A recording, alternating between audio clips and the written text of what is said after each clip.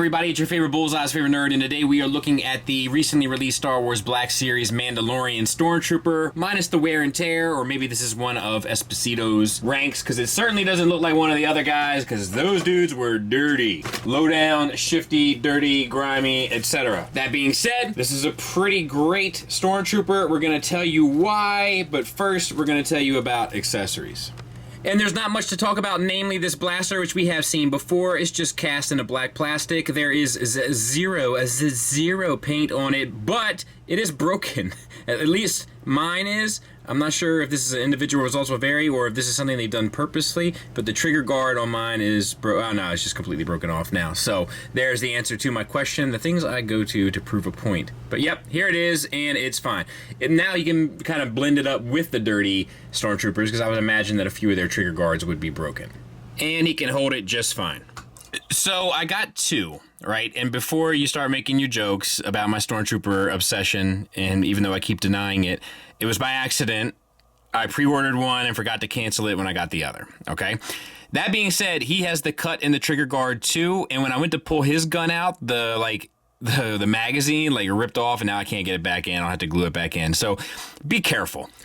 All right, so let's talk about the figure. So the head is on kind of a double ball peg. It's a single ball peg from the head into the neck, and then a single ball peg from the chest into the neck that acts basically as a double ball peg. And here you can see this, some smart stuff going on here.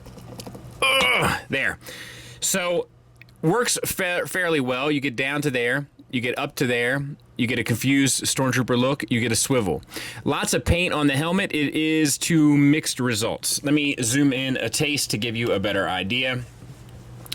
All of the black paint is done super sharp. All of my blue paint is done super sharp. All of my silver paint is done super sharp. And most of my gray paint is done super sharp.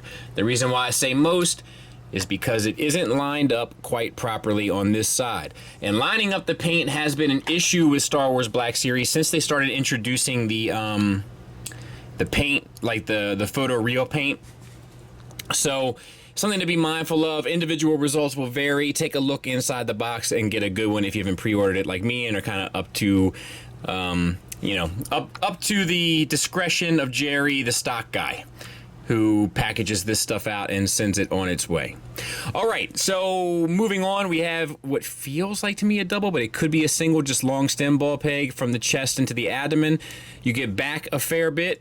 You get forward a fair bit. You get your swivel. You get a teapot. A lot of that stuff works really well in that regard. This is a floating piece, this armor, which looks cool, and we had the kind of ribbed armor suit underneath, which works nice. For the shoulders, it's a disc hinge going into a peg into the chest. The shoulder pad is connected to this kind of ring inside that the ball peg goes through. So it does work fairly well getting the shoulder pad out of the way. It's kind of like they connected it to the shoulder. It's a good way to do business. It's also got a butterfly built in. The butterfly joint is also sculpted. So nice work there. We have a bicep swivel at the elbow. The elbow is single hinged and gets you more than 90 degrees. So that works nicely. The wrist swivel, and you have a hinge up down for this trigger finger hand. For this supporting hand, it's a hinge in out, which should help in regards to kind of holding the weapon and supporting it. But, it would have been nice to have a different style hand, so it's not always got to be in the same sort of motion. But you know how I feel about that. All right. Black paint done on the abdomen there. It's done clean, sharp, and well. Black paint done on the side of the armor, clean, sharp, and well. Black paint on the arms, clean, sharp, and well. Gray paint on this piece here that's fairly well done. And then we have this soft floating piece in between the abdomen and the pelvis, which brings us down to the hips. T-jointed ball joints, you can get out to there. You can get forward and back to there. So nice work all around.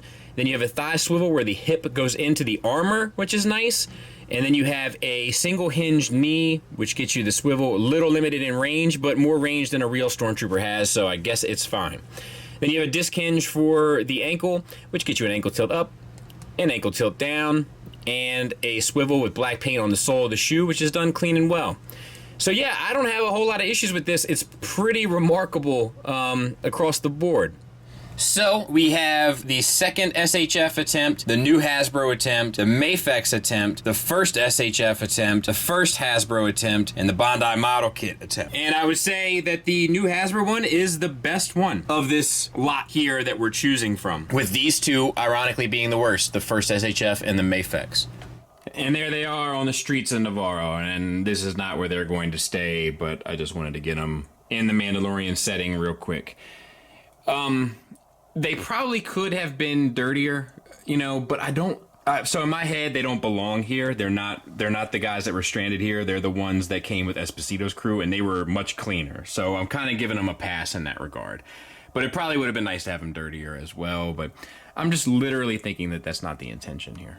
Negatives-wise, the first thing I gotta point out is obviously the gun, the trigger finger cut, the guard rather, is gonna be prone to breaking. I'm not sure if it's just the two that I have. I would imagine that's not the case. I would imagine that's how they are. So if you're getting this guy, use caution with those trigger guards. They will snap off. They're weak. Also, don't try to pull it out of the clamshell by the magazine because it will rip off. Or at least it could rip off. Lastly, the only other thing that I really want to point out is both of these guys now that I'm looking at don't have the grays lined up on their faceplate. So please, if you're getting this from a store, take note, look closely. That seems to be an issue as well. And one more final thing. I would have liked double jointed knees on these guys. I think it would have made it a lot more fun to pose.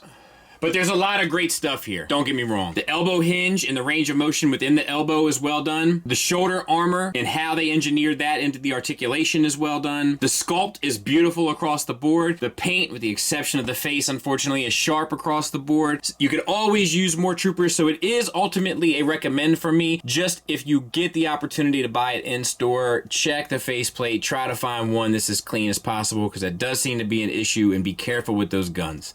Thanks for listening. Thanks for watching. Until next time, take care.